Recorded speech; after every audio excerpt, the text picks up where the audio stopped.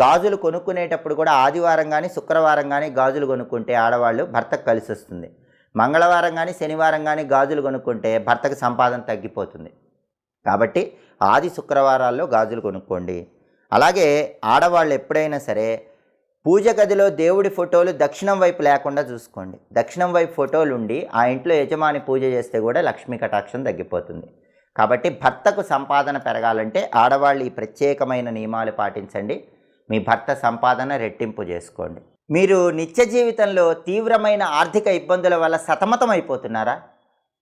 కుటుంబ పరంగా సమస్యలు ఎదుర్కొంటూ అనేక రకాలైనటువంటి ఇబ్బందులు పడుతున్నారా? ఆరోగ్యపరమైన సమస్యలతో బాధలు పడుతున్నారా?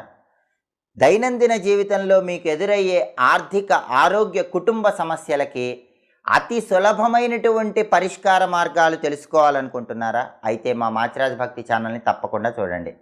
ఆర్థిక